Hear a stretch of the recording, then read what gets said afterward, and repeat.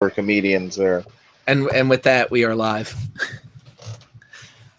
Just making Live, fun of comedians that are not really live, comedians. yeah, and the numerous billboards that have them plastered as though we're interested in watching them and Britney Spears and I think 98 degrees. That was all a bunch of people that nobody cares about and nobody's cared about for 17 years. I like how 98 degrees is on there as if they're still something to talk about. Well, I mean, they never really were because they were like what the fourth or fifth rate Backstreet Boys at that point. Yeah, I mean, there were really only two that people cared about, and they weren't on that list at all. I think even less cared about than those guys though was that other one. It's like O Town. Yeah, Yeah, I remember that because that's what everybody used to refer to the surrounding area here as. I always just thought of Rocco's Modern Life. But that's not what we're here to talk about, and we're coming to you live from multiple time zones and multiple worlds and parallel universes, or just the same universe. And we're here to talk about whatever we have on our list. I know I have a couple of things, and I know you have a couple of things, and we're going to try to talk about them and make sure that we lower that subscriber count just a little bit more. Yes, that's what I need to do. Hashtag kill all subs.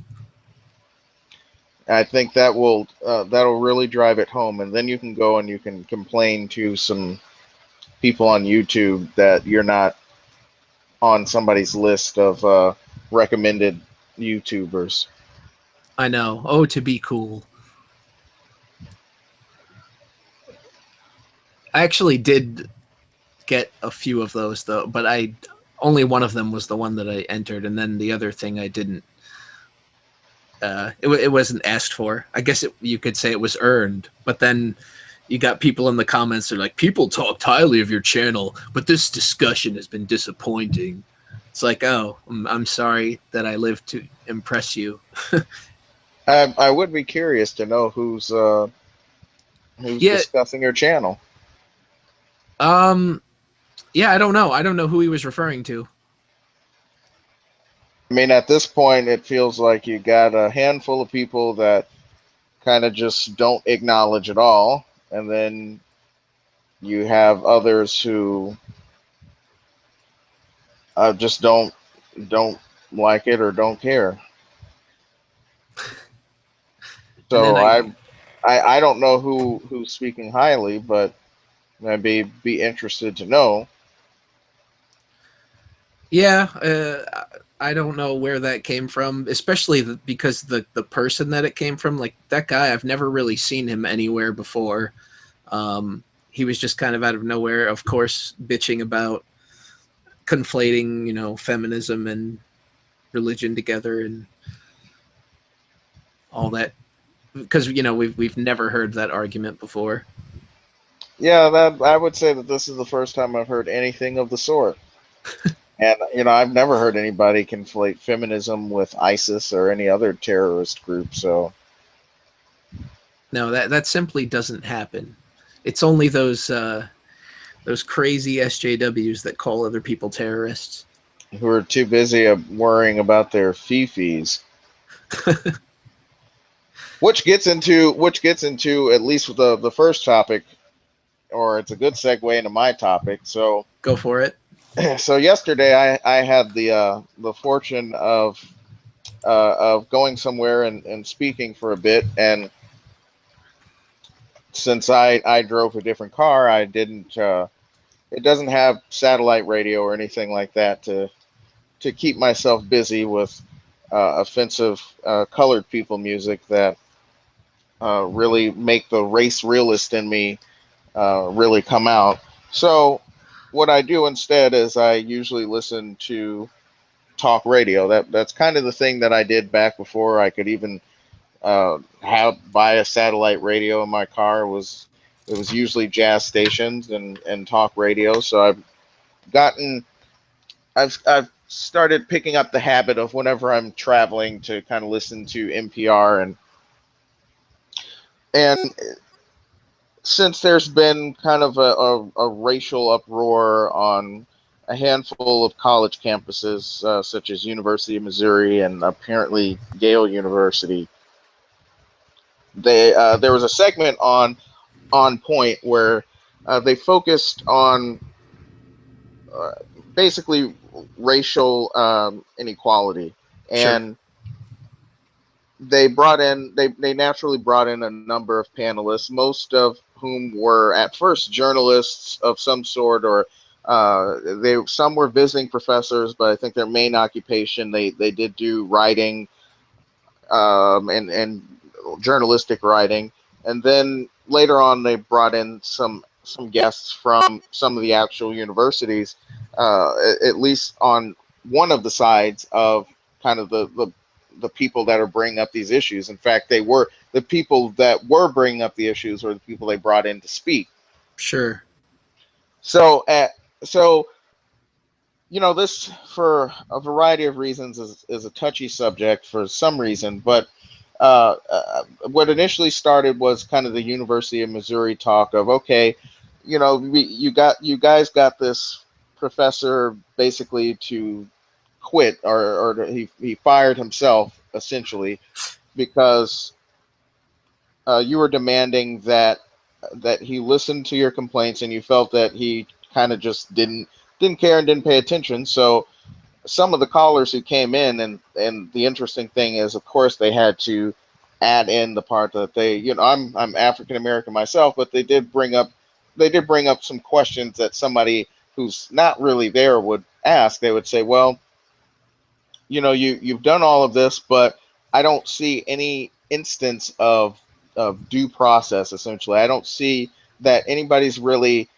vetted out the situation and see if he's really doing anything, or even addressed or investigated the actual incident. So it seemed like there were a number of incidences, but they amounted to verbal abuse. So there were people that were getting called names, racial slurs, Okay. and and there were blacks getting or white. There was a white person calling certain people when within the black community by racial slur, and naturally they objected to that, and they wanted to bring their grievances to the administration.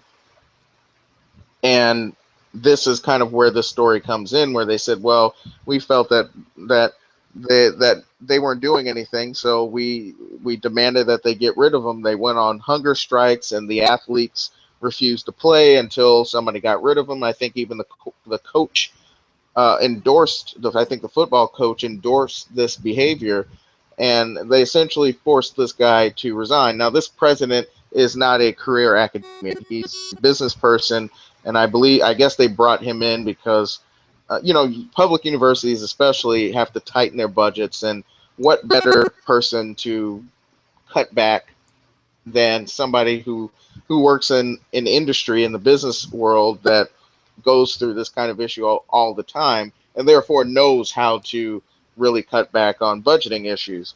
But the complaints that I heard from callers were, well, how do we really know that you did everything? It sounds like you guys wanted him gone, but how do you know that you've fully done everything to the extent that you can, or that he did everything to his full extent? You don't know what his actions were. And this also led to another part where, of course, they had to bring this, they had to word it this way, which I think really is a distraction from the issue at hand. But what they were bringing, and this was actually the host of the show, not necessarily the guests, who were saying, oh, well, there's this right wing publication that's saying that this college activism is essentially it's narcissistic.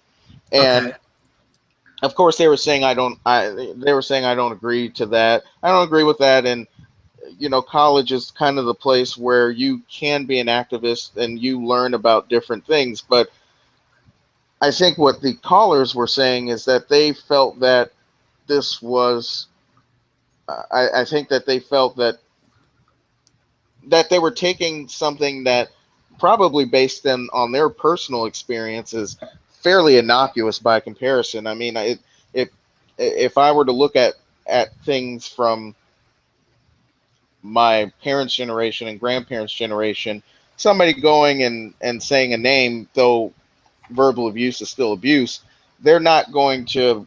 I mean, they had to deal with a different kind of racism. They had to deal with physical, violent racism where, they sick dogs on them, Oh, uh, right, yeah. and they weren't allowed to do certain things. And So basically, the caller sentiment was maybe they jumped the gun too quickly on trying to get this guy out of there.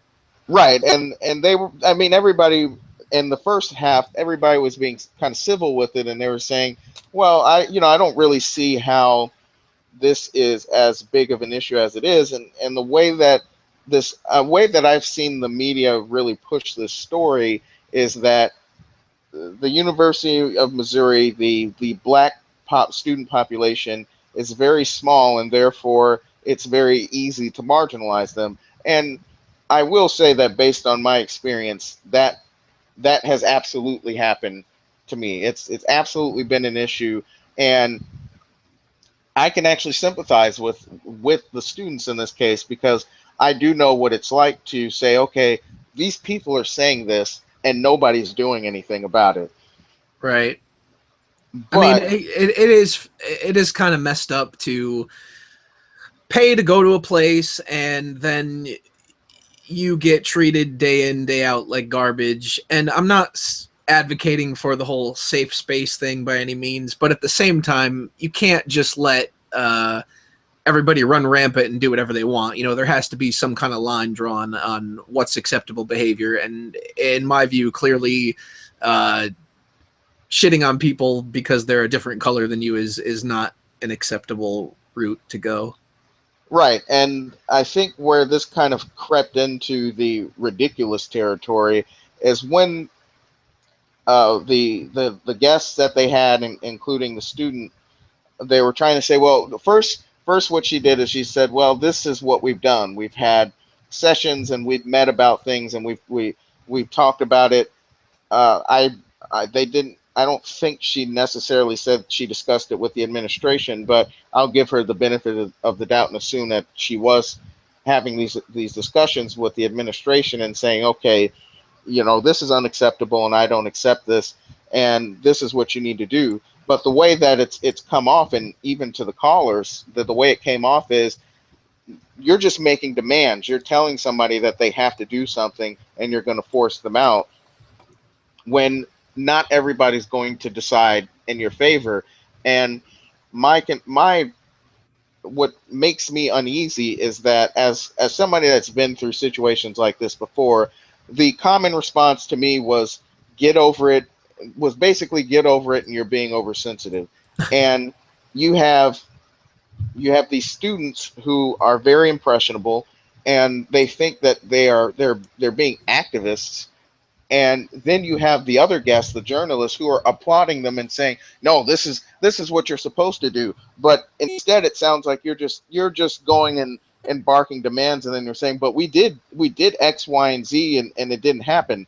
You're not always going to get what you want out of a situation. And sure, you might have had this round be successful, but you haven't really done anything. You remove one person who was basically not doing anything. They were it was inaction. That's all they were doing. It was, well, I don't this is an uncomfortable situation and I don't know what to do about it. So I'm just not going to do anything and hope it goes away. That's essentially what he was trying to do, and that's a common business HR approach to any kind of situation like this. If it's something that they can assume that time was I cutting off? Yeah, just for a sec. Okay, so if they the attitude I've seen is that they just figure if you just give it enough time, the problem will eventually go away, and you won't Right. have to worry about it. But the problem is it's not. But their action, I don't feel changed anything other than they got rid of somebody who wasn't doing anything. But they didn't put somebody in place who was going to do something. I mean, one of the things I commonly hear is stop complaining. It doesn't make any sense to go and complain if you're not going to come with a solution.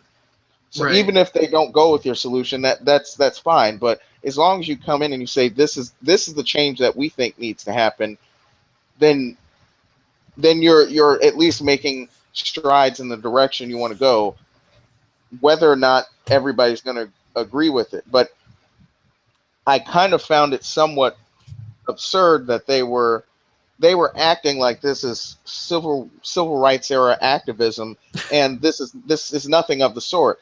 It's you're in a position where, one, you voluntarily chose it, and while I'm not going to do the whole victim blaming, there is some due diligence in choosing where you go to school. So I'll give my example. When I was in that position, I had the ability to go to a lot of the state's flagship schools automatically because of my rank in my school. So I could, by law, I was automatically allowed to get in, and the whole reason that law even existed was to allow minorities into those flagship schools. The problem is that if by doing my research on the topic, there was nothing there that attracted me to those schools. There's when making that decision, I based it on more than just does it have program A that I want, and keep it at that. So while I'm not going to blame them, I think there should be some due diligence to say, okay, University of Missouri, Columbia, Missouri.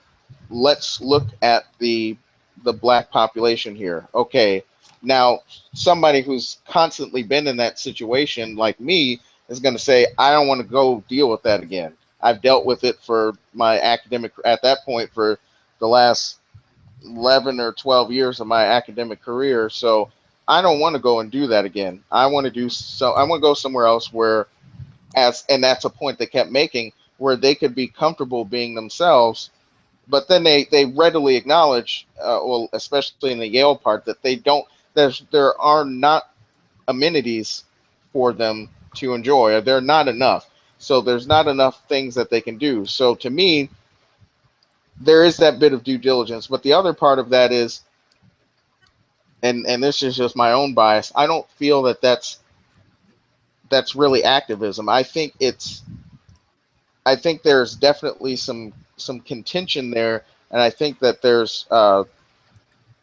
I think at this point it feels like there's just going to be either détente or appease. They're going to appease each other, so they're going to say, okay, this is because the big thing they kept bringing up was Black Lives Matter and the Michael Brown situation, How and does exactly that's like a, that's somebody losing their life versus being called names.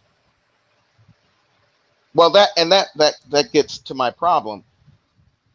There's it's unfortunately it's a complex situation because there are there's overt racism, and then there's subtle racism that permeates here and there. I mean, you can see it clear as day now, where it exists in a variety of different situations, and I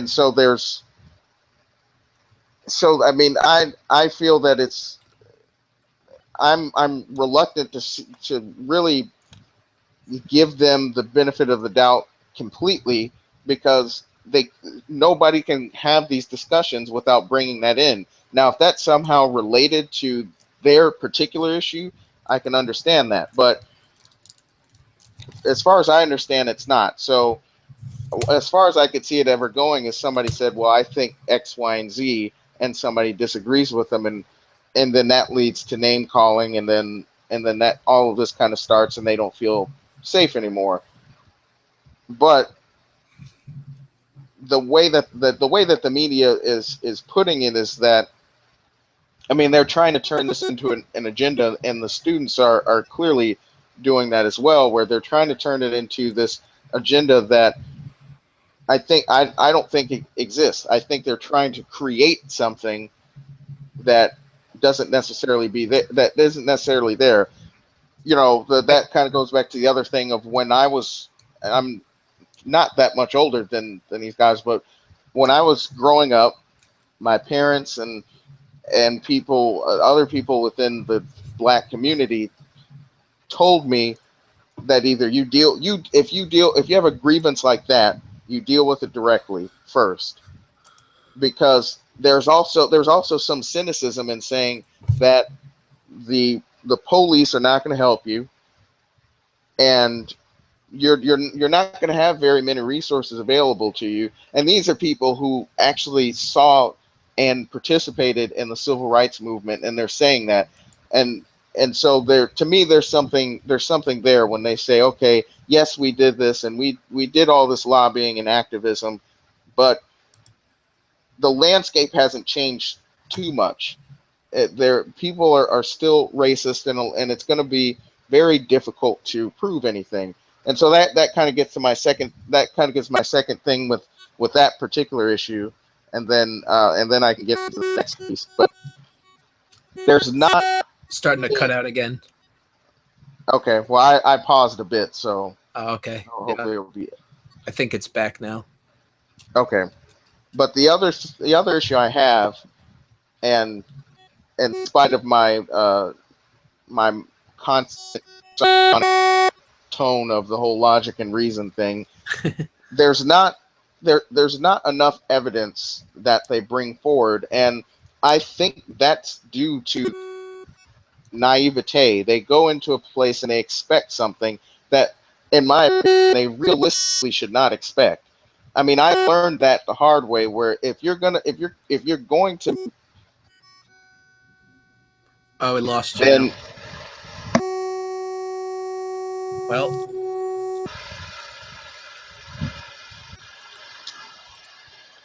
am I back now? I don't know how I keep cutting out because I don't hear anything. yeah, you're back. What happens is it goes out and it makes this really loud, high pitched noise, almost like a feedback, I guess. Well, I don't have any phone activity. That's the only thing I can think that's happening. But my point anyway is that they it's is that in my experience, and this isn't just me. There's other people I've talked to who are around they're a few years older than I am. They're jaded enough to realize that if you're going to make a claim like that and you want people to support you, you're going to have to go a whole lot further than a lot of other people would have to prove your claim. So you're going to have to say, okay, this is what happened. This is what we try to do. Here's the evidence of us doing this. I mean, I feel like they kind of, when the callers brought in, okay, what did you do? I haven't seen any real process here. They kind of said, oh, well, we did this, and to me, it just sounded like they did a lot of talking, but there was no solution. And my problem is that it's very easy, especially if you look at the whole race realist movement and things like that. Oh, it's God. very easy, much like how everything now can apparently be rape, and you have people saying, well, I don't need proof anymore. And what they're unwittingly doing is making it harder for people who are actually raped to have their claims taken seriously, because now Yeah. anybody can claim it.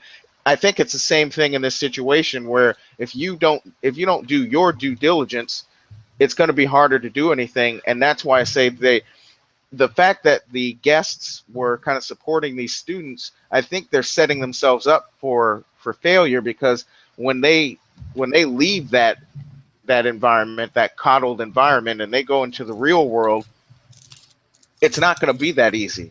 And they're going to encounter these situations just like I did, and just like other people I know did. And they're going to think, well, we can just do this, and it's not going to work, and they're going to be frustrated and disappointed. And I think everybody loves to create this romantic picture of the university environment as this place where everybody figures out who they are, and all of a sudden they start arbitrarily wanting to protest and be against anything. But I would pose the question of what does protesting really accomplish? Does it enact legislation or no? Right. I would almost argue, in spite of my appreciation of a lot of people in civil rights era and beyond that, and that have protested, I would almost argue and say that that really has never helped. That all what it has done is it's shown other people. So that so I would say the only extent it probably makes a difference is it's shown other people that, hey, this is what's going on. So those who are legitimately ignorant are now aware of it, and if they want to do something, they can. But it takes it that alone is not always going to work. There has to be some other part or some other piece to really get what they want to happen. And all they say is, well, we want people to listen to us and we want to feel less marginalized. But in reality, they should have seen it like this. This was a guy, like I said, they hired from the business world, from industry. He was not an academician. He did nothing about it, hoping that it would go away. That should have told them something, that if they really think that this is a problem, and a person who has 40 plus years of experience in the business world does nothing about it, that should tell them what they should expect when they go into the business world, which then they should then start to think, okay, the next time this happens, this is what we should be doing. If we really believe that we are threatened, that we're marginalized, and we're not heard, this is what we need to do to show that we are heard. And they and the being extreme should come as a consequence of somebody not listening, and it should be clear that nobody was listening. I don't think they've done a good job at all of making it clear or not, to the point where, as I said, you had black callers calling in and saying, I don't even think that uh, I don't even think that you've shown anything. I think you've just gone in making demands, I and you haven't qualified them. I think what is happening is sort of goes back to what you said about, people with the rape claims and being like, oh, anybody's a rapist and we don't need proof. It's like they're getting so caught up in the victim narrative and the idea of being an activist and making real change that they don't see that they're kind of taking to an extreme what would be considered I guess a lower tier version of what the people that went through the generations before them, So it's not to say that it's not a situation where, yeah, there was some racism shown, sure, but nobody has been physically harmed, and they're kind of blowing it up to this extreme where, okay, we got to get this guy fired, but like you said, they're not offering a solution of what to do next from there. And they haven't really provided anything that shows what they've done to try to fix it. And like I said, I feel like it comes down to people getting caught up in the idea of being, a hero from this oppressed group. And that's exactly it. And that's exactly why I was. That's exactly why the journalists that they had there, I almost cringed, because that's exactly how they treated them, and that's how they regarded them. You guys are And heroes. You guys are the making thing a real about change. yeah, the thing about that is the more these the media encourages them, they're going to see this and they're going to be like, you know what, we are doing something, and they're only going to further their narrative. We're right. This is the way to go about it. But the only thing they're doing, I feel like, is they're taking it to a point where there are no more valid instances of racism, because you'll look around, like, the internet, all these people with the SJW, the anti-SJW, anytime somebody brings that up, they're instantly shut down, when it's entirely possible that there's something to be said here, or something to be listened to. But instead it's just like, oh, look, it's just another one of those people that looks at everything as racist. But we have to be careful not to write off every instance as somebody just being crazy again, just because there's some people out there that do that. It doesn't mean that racism doesn't exist anymore, just because you have people that take it to the extreme about what they consider as racist behavior. Just Right. like I it mean, doesn't mean that there's no more valid rape just because you've got crazies saying you don't need proof. right. And that's what scares me is that throughout that whole segment, it was always you guys are heroes and you guys are really making a change. You guys are really doing something. But what really are they doing? What change are they really making? I mean, it I sounds mean, like they're making a lot of noise, and obviously, they created a situation where somebody stepped down, but you don't know who you're going to get in place and what that person is going to do to make it right. So the problem is that, yeah, okay, they took out a guy that wasn't really acting in their interest, but you're still going to school with the people that were giving you crap. So, I mean, really, you right, have and that's the problem that the caller made. They said we don't even know if that person that made that comment was a student, if they were pretending to be a student, or if they were never a student to begin with. Nobody knows any of that information. So you're just going around and getting offended when nobody knows the complete situation, and because nobody's doing their due diligence, it's you immediately getting offended, but without following up on the details. Sometimes, people are going to say stupid stuff all the time. Every I've been reading almost every day for the past week somebody trying to bring up what is essentially 19th century biology and trying to use that to say, oh well, we're not racist, we're just race realist, and here's the reason why. Go look up something that has been disproven and is no longer even accepted as scientific uh, proof or the scientific the theory. hilarious part about some of that is they'll be like, "Oh, that's just the liberal media covering up the truth." And so it's like even when you show people that it's disproven, they think it's this conspiracy, you know?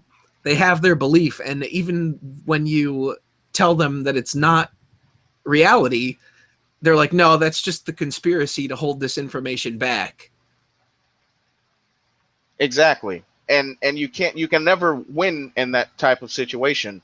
I mean, it used to be a thing where I would indulge in trying to argue with the racist, and it's much like the whole trying to.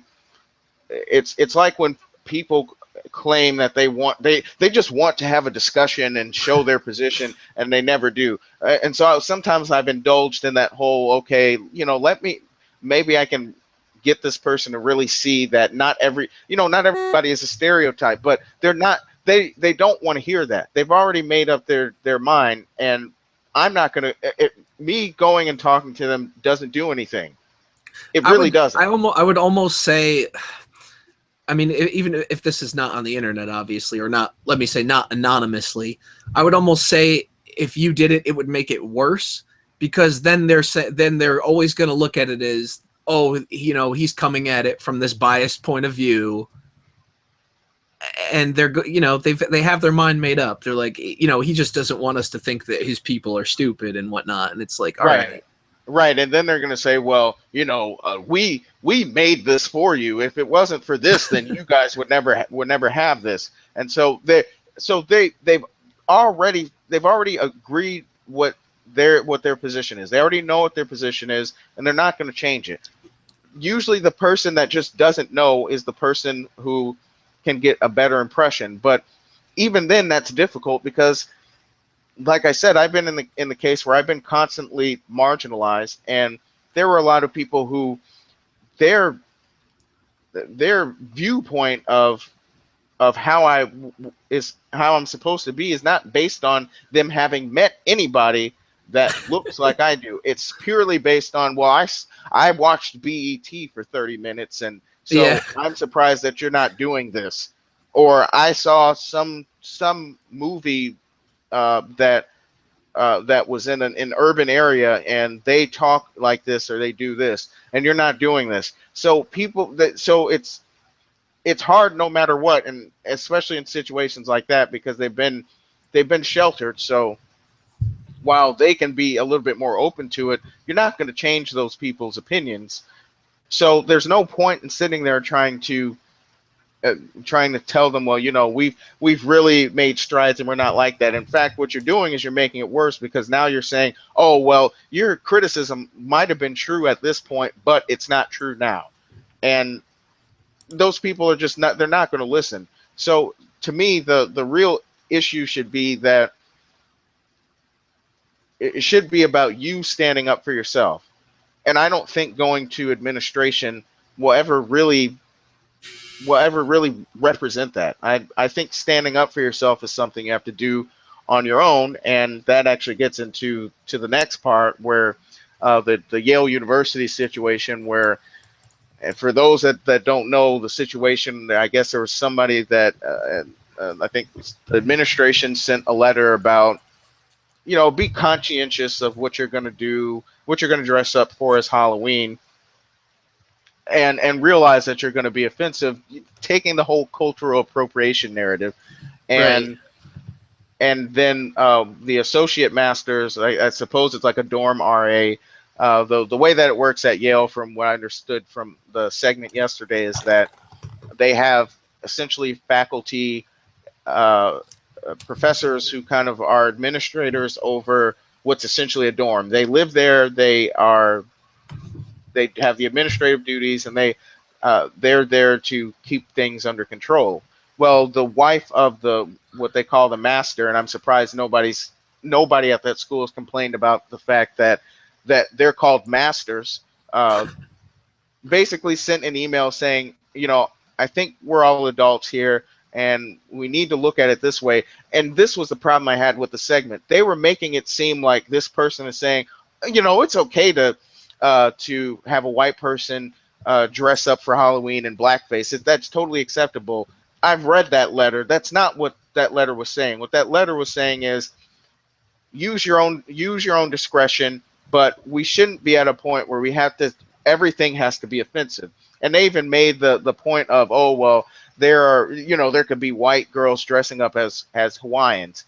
And then they were conflating that with blackface. How is dressing up as a Hawaiian the same thing as blackface? There's a pointed and noted history about what blackface is and what it represents, versus Right. somebody researching what a Hawaiian is, or just taking the lazy route and assuming they know what a Hawaiian is. That's not the same thing as blackface. It's yeah. And well, the blackface was used as basically like a mockery, right? I mean, they had right. a very exaggerated look. Right, and because they said, well, whites can't have that look, and all blacks have that look.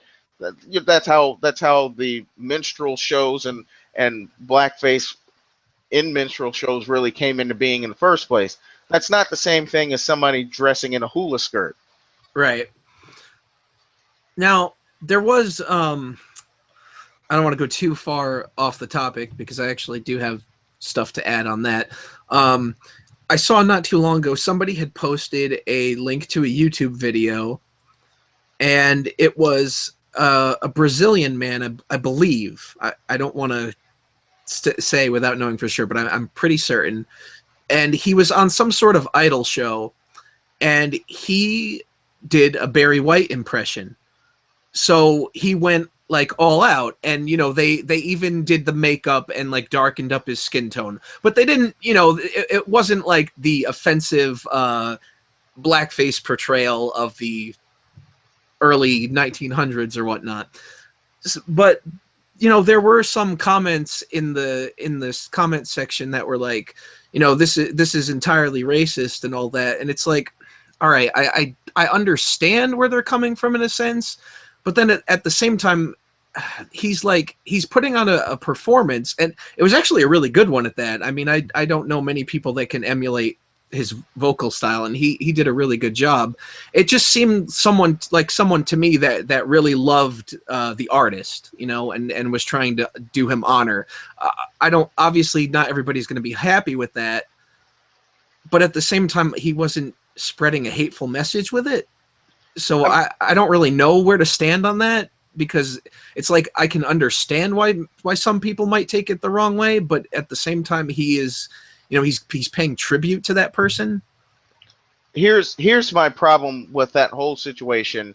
Uh, and you can throw your straw man fallacies up now, or I'll give you one. But first, let me address that issue directly by saying people are ignorant. Not everybody's going to know what is culturally offensive in another place. Right. I Now, mean, that's a different world. I mentioned in it, and if it is Brazil, I'm glad that you bring that up, because if anybody studied Spanish, they know the Spanish word for black. You Yep. can't use that word in Brazil to define a black person. They find it extremely offensive. There's another word that you use to refer to black people. They're very touchy on race subjects and race relations, to to an extreme point, I would argue. But they're what's culturally offensive and insensitive to them is different than what it is for us. So to them, that might not be that might be okay, but there might be other things that would be totally unacceptable are that are acceptable here. Now, here's where the straw man comes in play. My problem with people like this is they they never want, like, whenever it comes to whenever somebody travels to another place, and they always have these discussions, they always talk about, oh, I went to this place, and they always talk about the culture is so different, and they do this and they do that. And whenever, at least despite what people may say about Americans, whenever I go and look up about anything about another country or go and visit, the common thing they told us to do was learn the history in such a way that you fit in, uh, rather than being subversive. So what they're essentially saying is conform to the standards of that country. Well, what if that country does something that's culturally offensive to you? Nobody makes any complaints, or nobody has any problems with that, because, oh, well, that's just the way that their culture is. Right.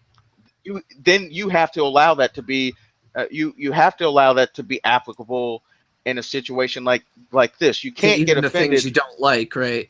It was actually Right, because Chile, not Brazil, but South America. So not okay, entirely wrong. well then it's going to be different, and a lot of those places race is touchy for a variety of reasons. Some of those countries in South America literally, or they tried to quote unquote whiten themselves. They didn't want the black thing. They didn't want any kind of touch of African descent in their country, and so there was a big push in a lot of those countries to have as many white people as they can and stay white and get rid of the blacks, because they're problematic. Oh, And the reason jeez. it's such a touchy subject in Brazil is because they were not able to do that. And so rather than going and having a fit about it, everybody just feels, well, this is something that we don't want to talk about, because we didn't do this, and we couldn't do this. That's not really the way that the history of our country has worked out. So we're not. So to us, it's different things are going to be offensive, because there's this history of in South America in general of trying to whiten yourself, and that didn't really work here. And so we don't want to we don't want to have that conversation, because obviously that was a stupid idea. But it's based on the prevailing ideology of the time, that, to quote a friend of mine, if it ain't white, it ain't right. And so Jeez. they don't like that. But that once again goes back to the situation of, you just don't know what's offensive. Now, I'm almost certain that there's still a black population in Chile. To what extent, I don't really remember, but I could have sworn that there's at least a noted demographic there. I'm So actually once gonna. again, you have to consider that maybe that they don't understand what's culturally offensive, and really they shouldn't be expected to.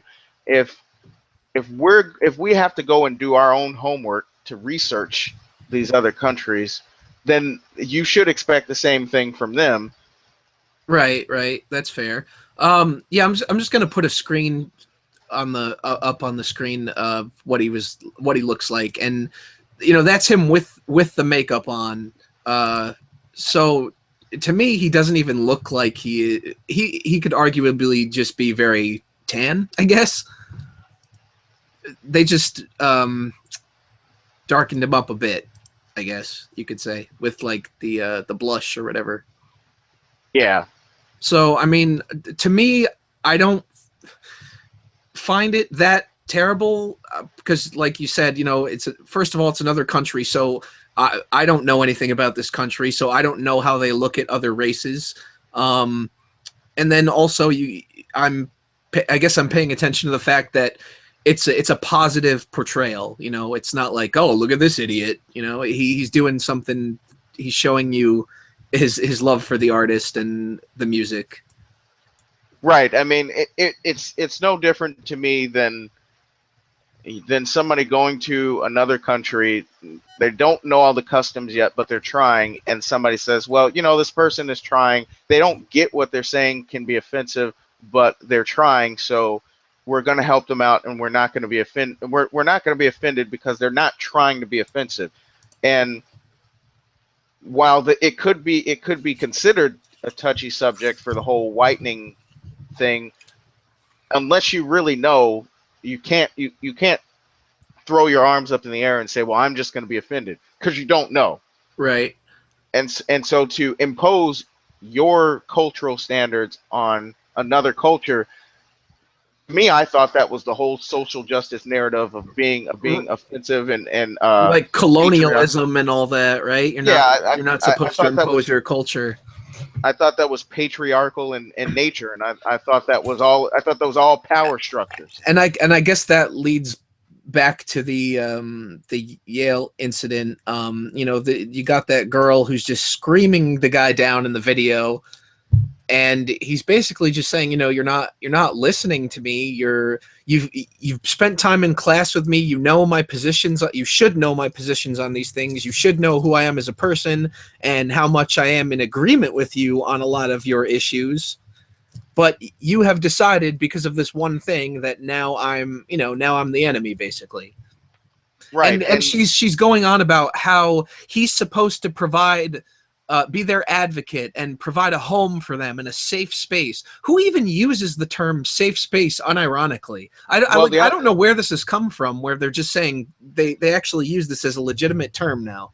well, the other problem is, and I don't know if it was the same woman who was yelling that they had on the show, but they immediately start using these Tumblr terms like, oh, it's the reason they should stop doing it is because of the power structures in place. She did literally use the word power structures, and she made it very clear that her position is they, meaning whites, they should not culturally appropriate our or anybody else's, and not and so they leave open the possibility that they, meaning somebody who's not white, because they even made the point to say, it's 44% minority, Right. but they're still marginalized, and they Which would once again use power structure as the excuse for I why. like how it's almost 44% minority, and then they still use the term minority. Like at that point, you're almost equally represented. And Right, the thing that's weird, they could have made a valid argument, but they didn't. Instead, they started talking about power structures, and they almost started treading into patriarchy territory, and I don't think they know what they're talking about. If they did, one, they would have known the history of that university, and they would have known that, yes, it's a very elite university, and yes, it's all about it's all about being white, as a lot of universities are. And in fact, she did acknowledge that, but she didn't go further to research. It's like, if you know this, why didn't you do your due diligence? And I knew that, so I didn't choose an Ivy League school, because I knew that I didn't want to go through what I knew I would go through again. I went to a high school that had that had elites as well. So I didn't want to go through that again. I didn't choose it. That wasn't interesting to me. They're going around saying, well, we chose this and we're in an elite school, but now we're going to complain because we don't have this and we don't have that. Yeah, you're not going to have the cultural amenities in New Haven or in Yale, Connecticut. And Well, yeah, the thing you're that going to have to was go to New Haven, or you're going to have to go to Stanford or something like that for what you want. the thing I thought was kind of funny was if this is the girl that was interviewed on the program, or even just in general, even if this isn't the same person, somebody had put up some kind of post about her that, oh, here she is complaining about this stuff, yet she grew up in an $800,000 home. So it's like, who are you going to talk to about power structures and all this nonsense when you're coming from a place of wealth?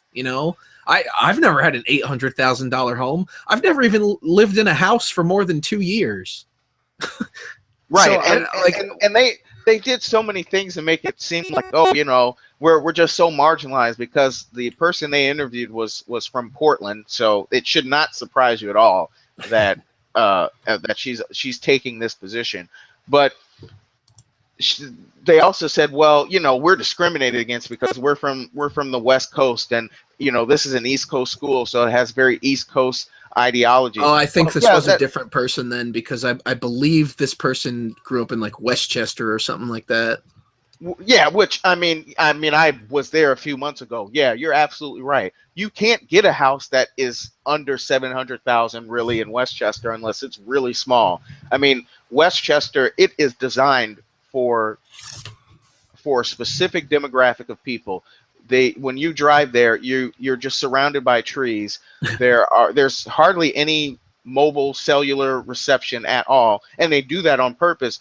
In fact, somebody that is from there told me that they will put cell towers on the roof of their house so they can have good coverage in their house, but Wow. they make sure that they don't have it elsewhere because they want to keep that very secluded, wooded, um, very quiet, kind of tucked away kind of feel to it. It's a very expensive place to live.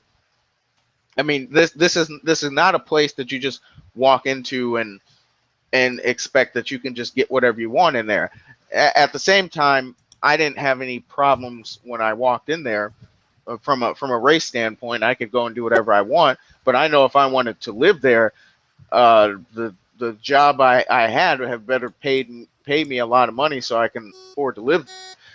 Because the only way that they're going to get me, that they could ever get me there. So yeah, and that's the problem, is that you have these people and they're going and they're complaining and they're saying, well, we have to go out to go and do these things. Well, you should go out in the first place. You should not be confined to just the university, because you will get exactly what you think you want, but you really don't want.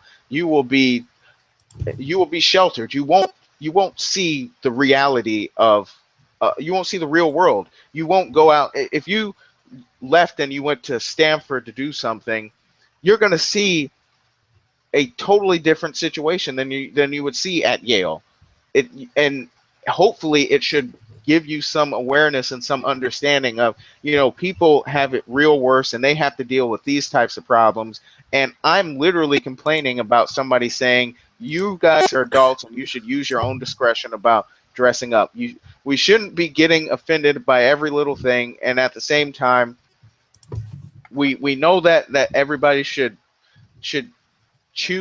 make the right decisions, but we shouldn't baby everybody. And you're getting mad and saying that it should be a safe space, and you're saying, oh, well, the power structures in play marginalize us. Well, you went to a school that exists specifically to marginalize you. What did you expect? You yelling at somebody who is acknowledging that he agrees with a lot of your positions is not the way to get there.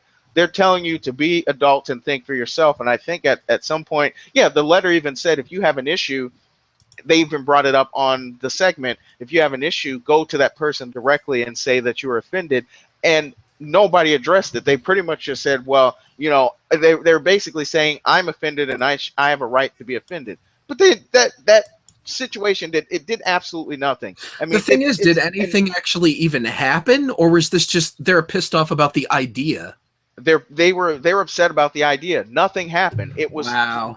somebody writing a letter, and once again, you had these people on the show that were applauding these students for doing nothing. I They hate to were just be going out there and complaining. I hate to be that guy that's like, oh, anti-intellectual and stuff. But this lady or girl flat out said that it's not school. The school is not about. I forgot how she worded it, but basically she basically said, oh, it's not about learning and intellectualism. It's about a whole creating a home and a safe space. Really? Since when was that what school is about? I don't Right. I remember mean, that. I thought the whole cliche was, you're going to learn and you're going to be challenged and you're going to face difficult situations. You're going to learn to be an adult. That's what the whole cliche about it is. Yes, you're going to learn, and what you learn should be challenging you so that you have a wider perspective and that your worldview should change. That's the whole narrative that they push here, and they're saying no, we want it to be a safe space. And then at the same time, you have the other guests on the show that are saying, well, this is they're parroting exactly what I said about they should be challenged, and they don't see the irony at all of what they're saying. You should be challenged, and you're going to learn new things, and you're going to change. You're going to be challenged in your worldview. But then they're supporting them for basically saying, oh yeah, you should make sure that that nobody does anything offensive so that you don't have to deal with the problem directly.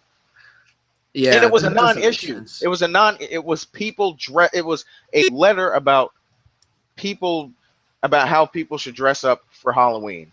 If Right. there's if there's a non-issue, a bigger non-issue, I don't know what it is. It's amazing though. I mean, I just wonder where they get this idea, where they come up with this now that all of a sudden it's not about learning, it's about a home. Don't you have a home? Didn't you come from a home? I mean, you came to school to prepare for your future, not be locked up in a Tumblr space. And then the fact that they're actually citing, like Tumblr as sources for things now and stuff, and it's like, have we really fallen this low? Right, and it's absolutely ridiculous how this is just permeated into the media, and so there's a narrative that they're pushing, and these people are patting them on the back. I mean, you go to a privileged school, and your biggest issue is a letter about what to do on Halloween. How about you go to schools where, once again, you look at University of Missouri, where they're actually getting called names? Or why don't you look at some universities where they're actively doing something? They're threatening them with physical violence. Maybe That's they're hanging nooses on the campus, I think and you're that's getting a entirely the problem, is that these people, they don't have any sense of perspective. And so like they read about, oh, this oppression and this racism and this cultural appropriation, and then they look for it in their everyday life. And so the slightest thing comes up and they're like, oh, that must be it. That must be what I read about. It's time for me to do some justice and get on top of the bandwagon of activism and really change something. Right, and they immediately try to discredit they try to discredit the detractors by saying that they're right wing. And that was literally how they were trying to push it away. Like, do you agree with the right wing? I can't remember what her name was. It was like Michelle something. But do you agree with her assessment that that today's college students are just narcissistic? They're like, no, I think and that's when they went with that cliche about how you're supposed to be challenged and you're learning something and you're really getting your perspective, but they're not. And If you know you're, what?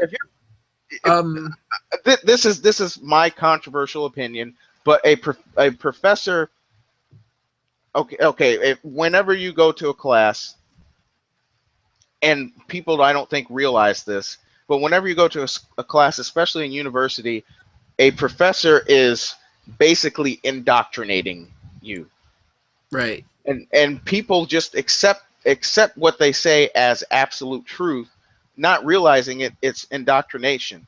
They're making claims, and perhaps throughout the class they're justifying it, or sometimes they're not justifying their claim at all, but they are definitely indoctrinating. So they're telling you their perspective. they're not challenging you in any way. They're telling you how they think you should feel.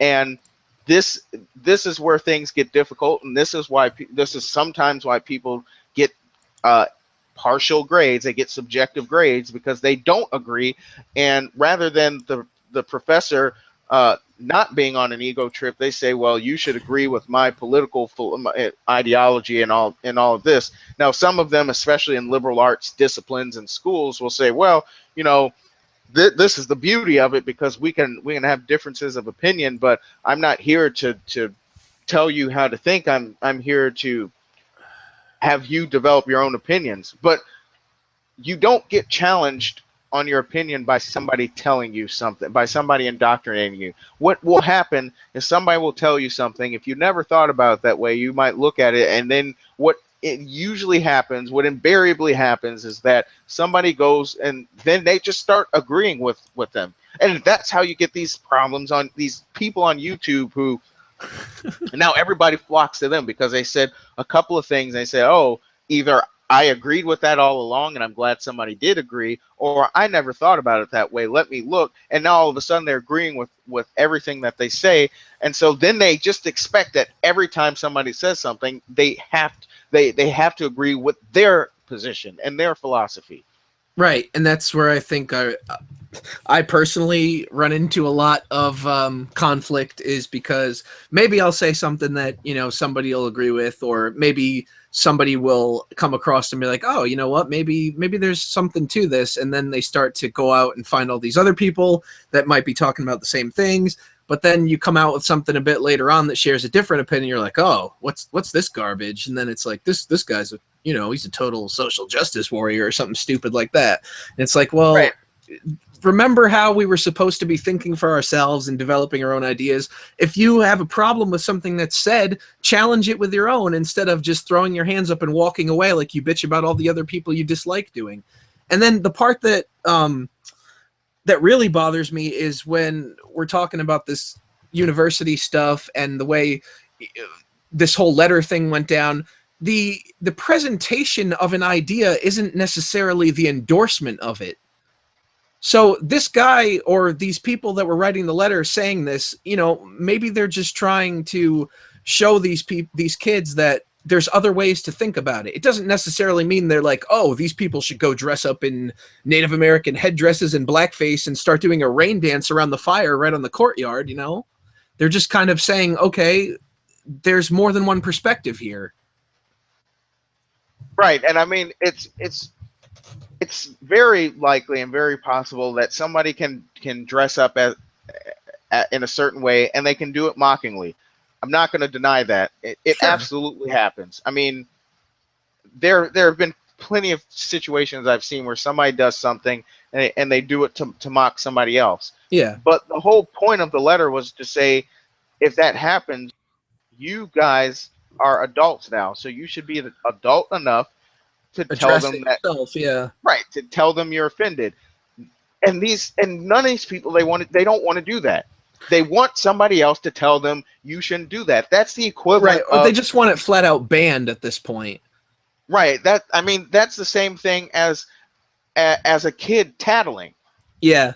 What I mean, the other thing I think is, if these people were to address it directly, there's a certain way to go about it. The minute you start to outwardly attack somebody for what they're doing, the more they're going to dig their heels in and say, no, you're wrong, you know? So if you think that somebody is doing something that is maybe ignorant or offensive to you, perhaps it's better to try to get your point across calmly and clearly, rather than, you know, start yelling at them and saying, you're a fucking racist and all that other stuff. I mean, it very well is possible that they could be a racist and their opinion is never going to change. But it's also possible that if you come at it a certain way, they might be inclined to stop and think and say, hey, you know, maybe there's something to this. Right, because if you approach a lot of situations, a lot of arguments, they can go a number of ways. One way is you're at a standstill, which, to be quite honest, whenever I read any of these online arguments, It's basically a it's standstill. basically that. Nobody's going to change their position. So that, to me, that is what I see the most. you may have somebody say, then you may also have somebody say, oh, I didn't consider it that way. I'll look at it, and I'll reconsider. But if you go and you start accusing somebody and calling them something, they're immediately going to get defensive, whether they are that or not. Right. I mean, if somebody walks up to you and calls you an idiot, you're. I mean, if you don't feel you're an, that's when people say, well, I have 160 IQ. I'm not stupid. Yep. I mean, that's when they come out Well, of the all you, yeah. What happens is you just start trying to justify yourself automatically. right. So you can't get mad at these people for being defensive because you're being defensive too. So nobody's really coming up with an argument. So you have to look at it and consider that somebody's going to be offended, they're going to be at a standstill, or they might consider your position. And if they don't, that's the whole thing about being an adult and saying this person's not going to get it, so I'm just going to walk away. Right. You Not, have the choice you have the agency, let's use their language, to decide, okay, interacting with this person is not beneficial to my existence, so I'm just going to go my way and they can go theirs, and I'll never come across them again. Nothing right. lost, nothing gained. And if that person really has a poor argument and is really stupid, eventually they'll self-destruct and they'll start saying things that will that will allow everybody to see and immediately discredit everything that they say anyway. So you don't have to. There are times when you can fight fire with fire when it comes to an argument. If somebody's going and calling you an idiot on your channel, yeah, you don't always need to bend over and say, yeah, I just want to, I won't address that issue because they're calling this. But then there are also other times when you say, it's not even worth having this discussion. I'm just going to walk away and leave it at that. And they'll start, and then what happens is, especially on Twitter, then they will start having all these replies, and they'll just keep going and going and going until they've exhausted everything they say. And then what inevitably happens is that then people look at that and say, this guy is just, he's just trying to find he or she is trying to find anything that they can come up with to try to discredit this person's argument, even after he said, you know what, I'm done. And that will usually be enough to really show the person's character. You don't have to go and make these accusations and call people certain things. You just have to let them either have to give them enough rope to hang themselves with, or you just don't come to an agreement. But at the end of the world, if somebody does something you don't agree with, and that's the problem, and that's what they failed to address. I would have been happy if they at least tried to answer it, but they didn't even try to answer or address it. They were just going and basically they were skirting the issue, and they were just saying, well, you guys should, this is a good thing that you guys should be doing. That was that was a big problem with the Missouri situation. They allowed callers. With that Yale situation, they didn't allow any callers. Nobody got to call in and offer any kind of rebuttal to that commentary at all. Right. It was just presented as these people are oppressing these students or some nonsense, and that's the correct way, and that's the only way, and nobody's going to get a platform. Right. And by the way, the only detractors are right wingers, so we don't have to listen to them. Oh man, stay tuned for our segment on Fox News to come soon. Exactly. I mean, it's absolutely ridiculous that it's come to that point where people aren't allowed to deal with discomfort anymore. They have to have somebody go and tell them, or go to somebody else and tell them what's happened, so they can tell everybody that you can't do this, which is censorship, basically. Let people be stupid. Trust me, the way the mob mentality is, if somebody does something offensive, the mob will already go and ostracize that person anyway. Yeah. You don't need to have some you don't need to have Big Brother standing over you and telling everybody what to do, because trust me, you're not going to like what happens. And that's the whole big big irony of this situation. These people will do these liberal arts programs, and they will take these literature classes, and they will read these types of novels that paint a picture of what a totalitarian regime looks like, and they never realize that they themselves are contributing to the very thing that they read and say, I and will make sure that Some my culture is yes. not this. So yeah, somebody, I'm sure a couple of people have made the joke before, but they were saying they stopped seeing it as a warning and started reading it as a handbook. Yeah, and that's Um, and it just amazes me that we're so obsessed now with pushing this comfort crap. I don't remember ever feeling comfortable throughout school. I mean, nobody gave a shit. exactly If I would exactly have whined about that, nobody would care. They would just be like, yeah, okay, you're going to school, grow up, you know? right. That's just the way it is. The teachers don't give a rat's ass. They're like, you know, you're here to learn and do your homework, and yeah, maybe somebody's bullying you or somebody's saying picking on you, but you gotta show us some proof of that or something. And most of the time, if it was perpetuated by kids that were favored by the faculty, you had no platform to bitch. You know you had to you had to stick up to for yourself. You had to stand up for yourself. Right. And I don't see You, anything wrong with that. In a sense, I think it makes you a stronger person. It makes you realize that you can rely on yourself, and even when everybody's against you, you know, as long as you know that you're in the right and you're doing the best for yourself, it doesn't matter what anybody else thinks, and that will allow you to thrive later on in life when things don't go your way. right, you don't have to be so desperate for solidarity anymore. And I think you're absolutely right. Had I not been faced with that type of situation, I might have never found satire and fell in love with satire.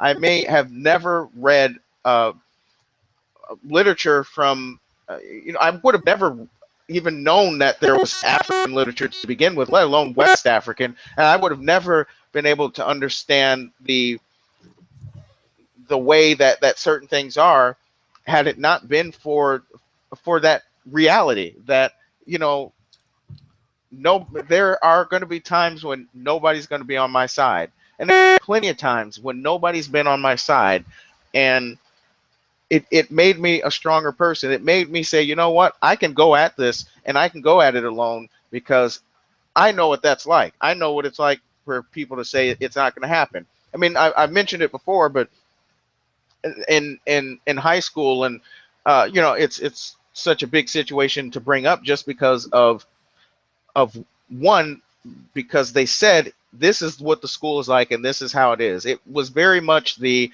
proto social justice institution of learning. And in fact, on the way to where I was going yesterday, they didn't necessarily say this, but they were saying, oh, they were basically making it sound like there's a school here where I live where you can get a degree, and part of the curriculum is social justice. So basically, you can get a social justice degree. But and so going back to high school, that was the type of environment I was in. It was very much that world of, everybody was trying to legalize it. So everybody but me was a big pot smoker, and they all loved the Beatles, and everything was always offensive, and they were always loving reading these what they thought were precautionary tales of totalitarianism, in the forms of 1984 and Yeah, I Fahrenheit. think that was the one that they were saying that was the handbook now instead of the Yeah, warning. yeah. I mean, yeah, and so given that, I've read Orwell, and I've read Salinger, and I've read all of these people, and I've read their criticisms, and so I understand where they're coming from, and I also have my positions on some of their novels. Some of them like Salinger's, or particularly Catcher in the Rye. I can relate to his feelings. At the same time, there are things that could do that I never could do. I mean, this person basically was just he was just able to do what he wanted. It's like he just had infinite money. He went to a prep school, so I mean, it's no surprise. That was never me. So Yeah, yes, I can relate to the fact that people in the school were phony, and that's exactly what I'm getting to when I'm talking about high school, because I recognized that within the first few months that these people are so disingenuous. And so what happened one day is I had it in my head to finish high school in 3 years, and I absolutely could have done it. I had that in my mind since I was in eighth grade. And had I gone to any other school, I would have been able to do this without issue. But this school would not let me do it. And they insisted that everybody needs 4 years. And they kept trying to appeal to me with things that nobody asked to see if I cared about. It was like, well, you can do, and then they did the same thing to my parents so that they could appeal to me. Well, you can do prom, and I don't care about that. Or you can go to see an aquarium. I can also go to see an aquarium on my own time. I don't need to yeah, do and that. and I don't. and probably have more fun considering you won't be surrounded by people that you don't enjoy being with. Well. To be fair, when I did go on that aquarium trip, it was there was an entertaining part simply because a person tried to walk in, and I thought he was obnoxious, and he was trying to be all cool and all hard, and so he was trying to come in there trying to make fun of us, and he trips on the floor, and then his knee runs into like one. It was kind of like an amphitheater, so his knee ran into one of the steps, and so he was cringing in pain. So I, of course, thought that was hilarious at the time. But but all the other things that they did that year were, I don't remember everything they did. So clearly they weren't they were not valuable at all to me. And so when I would have these discussions about why I wanted to graduate in 3 years, I basically said, I've grown out of high school. I feel that this is really holding me back, and it's not allowing me to realize my full potential. And the teachers called me names. They called me incompetent, and then they said, if with an answer like that, you would never succeed. And so you know it it it is easy to go and say, to buy into that and say, you Oh know what, yeah, I'm well, not. I mean, when it's coming from, especially when it's coming from adults that you're technically supposed to look to for guidance during those years, that's a but messed up thing for them to say. but at the same time, it's good that they said that, because now that that allowed me to be unapologetically critical. And so, like I said, I had a love of satire. So I had certain teachers who would allow me to be as satirical as I wanted to be. And so naturally, one of the things that I did is they gave me a place where I could verbalize my opinions, or I could do it in the form of my writing. And that's exactly what I did. I would make constant charges against the faculty and the institution that I attended, telling them, you say that it's this, and it's not this. You keep talking about, oh, we're so diverse, and you say it's diverse because you managed to get a picture where I'm there, a Taiwanese person is there, and somebody who's of Indian descent is there, and you have some people that are Mexican and Caribbean, and then you have a bunch of white people. You just happen to conveniently get them all in the same place at the same time, where you can take a picture and you can paint the picture as, oh, we have people from all different walks of life. But you didn't. You had the same type of, you essentially had atheism plus in the school that I went to. That was exactly what you had. And it wasn't diverse at all. Everybody had the same opinions. So heaven forbids, or Dawkins forbid, somebody say they didn't like one of the authors that we read. I really do not like James Joyce, and I don't like his novels. I find them very pretentious and obnoxious, and I do not understand how you have people that think that these are brilliant works of arts when some of his novels are unintelligible. They're not even readable, and they're calling them Finnegan's Wake is what I'm referring to for those that don't know. Uh, and they're saying, "Oh, this is the greatest thing that I ever read," or where it feels like you have to. It feels like when you're reading his books, you also then have to make sure that you have some thick encyclopedia open, or some cultural footnote, to make sure that everything he references, you understand where the reference is coming from. I mean, it's like reading the Bible with a concordance. And if you've ever seen a Bible with a concordance, there are so many footnotes and citations that they basically break it up into, each page is basically broken up into thirds, and the middle third is basically all the verses of the Bible, and the left and right columns are all where those references came from, where they based the translation from, what they might have been referring to, what the cultural situation was at the time. They sometimes even give the vocabulary words that are used in Hebrew and Greek, and then they say, oh well, it's this word comes from this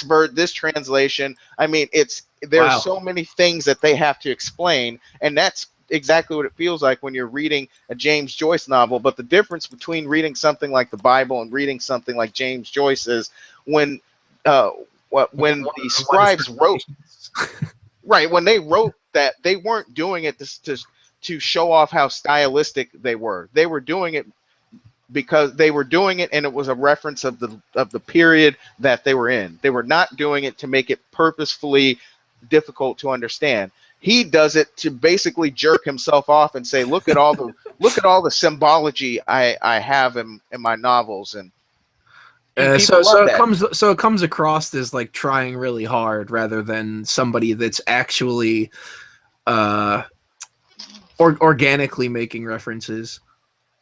Right. And nobody has ever even provided an argument to that criticism. They at best, you will get somebody who will acknowledge it, but nobody will ever they'll never address that criticism of why are we praising somebody who is basically all style. If you broke down his novels and you took away the style and you were able to translate every one of them into just plain English, they would be uninteresting.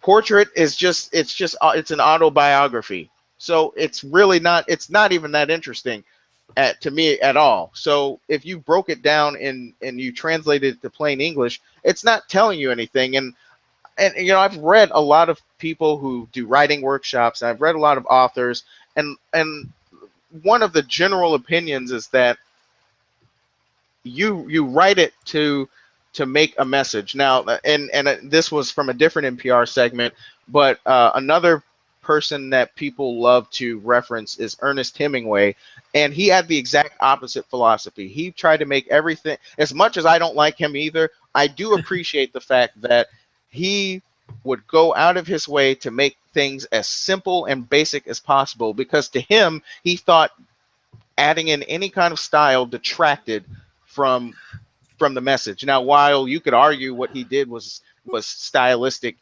inherently, it still addresses what I think is a key criticism that nobody did of his contemporary James Joyce, is that he acknowledged that if people don't know what you're trying to say, why are you writing? It doesn't even matter, I guess, ultimately. I mean, why, I, why'd you write a novel and then you say I'm the only one that gets it? I mean, honestly, I guess I'm more of a fan of easily accessible literature, to be honest. When it comes to novels, I mean, like I don't feel the need to have a bunch of stylistic mumbo jumbo. Just kind of, I'm in it for the story, not for the stroking of the vocabulary and such. Right. Now, to kind of tie all that back in together, though, I'm actually glad that they did say a lot of these things, because all that did was make me more determined. So there have been times when I constantly think about, okay, these people said I wasn't going to succeed, so I'm going to do this, because and the reality of the matter is I won't see those people again. I go out of my way to make sure I don't see a lot of them ever again. And so I'm never going to be able to put it in their face and spite them, but it does motivate me to say, you know what, I'm not going to let them tell me what my future is. Yeah. and and so that meant I had to deal with difficulties to do that. When you coddle people and you don't let them do that, and you create safe spaces, they'll never be able to do that. It's true that everybody now and then needs some kind of refuge. They need some kind of reprieve from the insanity and the chaos that they deal with on a regular basis. But that should be That should be temporary. basically, yeah, and that should be something like their own personal home, not the place where they're going to get their degree for whatever it is they want to do with their future. Because once they get to their job, that stuff is not going to fly. Right, and that was what I had. That's why I was even listening to it, because I had come from a talk where I had to talk about the working world. You know, I had to talk about my career, and it's it's interesting. And I did it at a learning institution, and thankfully it was nothing like any of these other schools. But people have to realize that it's nothing is going to be the way that they want it. And the earlier that they realize that they're not going to get what they want, the easier it can be to cope with that reality. That really hasn't happened very well, at least in this generation, because as I remember kind of vaguely when I was going to school, they started taking away things where there were no more winners, and you couldn't call anybody loser anymore because that would hurt somebody's feelings. And then when there were situations when, for example, my feelings were legitimately hurt because a teacher is saying something or somebody's calling names, they tell me to shut up and get over it. Yeah, And so that's hypocrisy. And once again, it goes to what you're saying. I was not the liked student. So, and there could have been a number of reasons. For some of them, they just didn't like me because at that point I became real unapologetic about me calling them an idiot. I had no problem writing something, submitting it to school paper or a school publication like a book, and I've done it a few times, and calling them stupid. And my the last assignment I had to do before I graduated, I did that very thing. That was I left that project because it was a presentation. I left that presentation telling them that this was a waste of my time and I don't feel like talking anymore. So I'm going to leave and I'm going to play Castlevania Symphony of the Night. that's So hilarious. it's very well known that I had an opinion, but I didn't always have that opinion. So some of them didn't like me just because they didn't like me. Some of them I'm pretty sure that they didn't like me because of skin color. And you might wonder, well, okay, how does that really factor in? Well, because the person I was dating at the time was a different ethnicity than I was, that made some people touchy. And that I never knew that that was a problem until then. I figured that, well, they'd be okay with it because in that case, that particular ethnicity kind of share the same kind of problems in terms of people automatically assuming that we're this and automatically thinking that we're the spokesperson for an urban Yeah, slum type environment. I figured that they would be able to we'd have common ground and understand. And then unbeknownst to me, that was part of the problem, that they didn't want that. They wanted they either wanted somebody of a similar ethnicity or they wanted somebody white, because, well, white means that you're then high that status. I And was gonna say that means like what, they're moving up or something. yeah, and I even pointed out the fact, because they actually gave a specific person the same friend that said, if it isn't white, or if it ain't white, it ain't right. That was the person that they said that Oh my wow. girlfriend at the time should be with. And you know what's And hilarious about that? That's, those are the people that are sitting around smoking weed and then passing that judgment on people that are actually doing the work and right, are headed somewhere. It's completely messed up. right. It's like, okay, their first job, they were in their early or late 20s, and they were, I don't think they're bad. I think they're respectable jobs, but But if if you're going to talk down to somebody else, right? right, You right. A gotta. customer service representative who has a college degree from an elite university and is in their late 20s and that's their first job versus somebody whose first job was when he was 15 and it may not have a degree from an elite university, but at least has a degree in something that was, fairly challenging to get, and has it has a career. And you're telling me that is how you're moving up the societal ladder by going to that person that still lives with his parents, or with one parent versus the person that owns property. That's too much. But I don't get why it's becoming so difficult to allow people to make mistakes. That's the whole thing of figuring out who you are, is learning how to make mistakes, and they just don't. And feel discomfort. I mean, that's something you're going to experience whether you want to or not. Right, and I don't get why it's just considered taboo now to experience difficulties.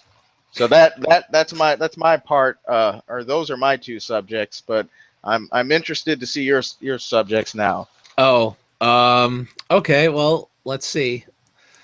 I couldn't find the the good article on this, unfortunately. Um, but I guess we'll go into this one, I suppose. Let me just, before I screen share, let me get some things out of the way here, like my email account. I'm going to dox myself on air, I guess. That's the Yale article, so we don't need that anymore. All right. So let's pull this up. All right. So the daycare workers were apparently fired for refusing to acknowledge a girl 6 years old as a boy. And now I guess there's a lawsuit on behalf of the workers to let me pull up okay, I clicked present everybody now, so it should be showing on the screen. I'm just gonna point out where the name of the city that is posted there, and I'm gonna let that really I'm gonna let that be my commentary. I thought that would be something that you would like, but I guess it's a Katy, Texas. Is that close to Houston? Yeah, it's a suburb of Houston. Okay. So let's see. Attorneys are filing a lawsuit on behalf of two women who say they were wrongfully terminated from a Katy area daycare center amid controversy over a 6-year-old transgender child. That's interesting. I mean, how do they know for a fact that the child is transgender? I mean, right. Does a child even grasp the idea of what gender is at 6 years old? They have very rudimentary interpretations of what gender roles are. But no, I mean, you even see it from transgender people who say you're not able to, you can't call a 6-year-old kid transgender. They haven't even lived long enough to really even know that. So you can't make that claim until you're old enough, basically. And kids just say ridiculous things all the time, you know? I mean, my sister, one of my sisters, I think she's like 2 or 3 years old. She said some weird stuff about how she used to be a boy and then she turned into a girl. Nobody took her seriously. It was just like, oh, it's that silly thing she said when she was little. And, you know, she's never was confused about her identity growing up. That was just something that she said as a child and didn't really understand what she was saying. Let's see. So Christian author, creationism. Christian author Madeline Kirksey said she was fired as the manager of Children's Lighthouse Learning Center because she refused to go along with parents who decided to recognize their little girl as a boy, which I think is indication of terrible parenting. Her coworker Akeisha Wyatt was also fired. I want to stop there because there are people that would see no problem with parents saying that they decided to recognize their girl as a boy. And yet there are other situations where they say, well, my parents imposed this on me, and I didn't make a decision. But it says their parents decided to recognize, which Right. means, So how is it okay in this situation? Like, why? I thought nobody can decide your gender except for you. Like, wasn't that the narrative that we're going with? So you have to, rather than, I would say, rather than decide for your child, shouldn't you let them do a little growing up first and develop their own mind and see what it is that they feel when they're at an age to properly understand what's going on? but since I saw kind of the next two paragraphs, I'm pretty sure I know why they just arbitrarily decided that Yeah, they're gonna recognize their child as transgender. So, yeah, I saw that earlier too, and it's, well, we'll see. Houston attorney Andy Taylor. Yeah, okay, we don't need to worry about that part. Okay, so this case involves a little 6-year-old girl who has been attending a private school in Katy, Texas, for the last 4 months as a little girl. She has parents who are a same-sex couple, two men. Unfortunately, this is not going to reflect well on on these type of couples, because then we're going to have these people that use it as, well, here's why same-sex couples shouldn't have children and things like that, and that's a little bit of a different argument. although I want to say I feel I didn't read it too much, but I feel like I did read a article in the Houston Chronicle where they were talking about that, and I think one of the children said that they were concerned, and so they edited the photo to make it look like they were two women, I think. Oh, jeez. And somewhere in that article they said, well, I did what any progressive parent would do, and that which meant they edited the photo to make it look like they were either transgender or two women or something. But it That's was really weird. I was ready to throw my computer the minute I saw, and I did what any progressive parent would do. Lied. Yeah. Two men who decided that she was transgender. Taylor said Tuesday afternoon at a news conference. On Friday, that little girl left school. I'm not going to use names, but she was known to everybody as Sally. And on Monday, this little girl returns to school calling herself Johnny. Okay, so that's why it's kind of ridiculous. I mean, you're going to school at this place 4 months. You're a girl the whole time. You're a girl that Friday evening when you go home, and then you come back on Monday morning and suddenly you're a boy. That's how it works. The former staff members said the parents returned the girl to school with shortened hair, demanding that the school change her name. Taylor said the abrupt change was dumped in the laps of the administrators without warning. But see, this feels like her parents are really forcing this Yeah, upon like her. really pushing it. Got the short haircut, and I mean, because what 6-year-old's gonna go home on a Friday evening and be like, you know what, dad and other dad, I guess. I don't really know how they want to be addressed, but whatever. Um, I want to cut my hair short and change my name to Johnny. That way, Monday we can just, I can go to school as a little boy. I just don't see that scenario realistically happening. It would normally be the case where if somebody said that, it's kind of a okay, why are you, Like a why do you, cutesy pretend type thing. yeah, and then it kind of passes, and they're like, okay, that's not, I don't feel like doing that anymore. Yeah, And that's pretty much how a child feels. They're like, no, I don't want to be Johnny anymore. and I kind of feel like something like this would sort of be somewhat of an insult to the actual transgender movement, if you will, because if it's going to be this fluid, where you can just all of a sudden be like, okay, I'm going to be a boy now, and then what? This kid's going to go back to being a girl in a couple months, and I mean, so how serious are people really going to take this as an issue if you've got people just, you know, switching their gender at will? I mean, we're not fish. Or at the will of their parents, I should say, in this case. Yeah, that's really what it is. Kirksey said her religious beliefs made her approval of the change impossible, and she felt that she had a duty to protect the girl from possible bullying and help dozens of other children and their parents who said she deserved to be told about the change. She said those beliefs cost her a job.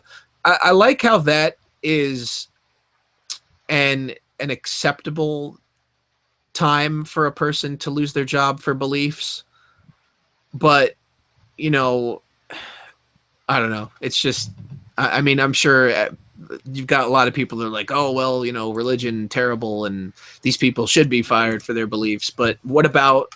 But when it's coming from like another side of the argument, oh, they shouldn't be fired for their opinion. So I just feel Yeah, like it's very inconsistent. it's like, oh, it's the Fifis acting up. The firings triggered a national firestorm amid growing confusion in schools across the country about handling very young transgender children and their parents' choices. Once again, their parents' choices. Right. Why would a parent decide that their child is transgender? Why would you impose a lifestyle that is more difficult and kind of in this weird place where it's kind of struggling to find a place being accepted in society? I And actually have I would even I have an argue answer that, for. yeah, I was going to say that I would even argue that it's getting to a point where all this stuff is actually being very accepted and like pointed, pushed to the forefront of things.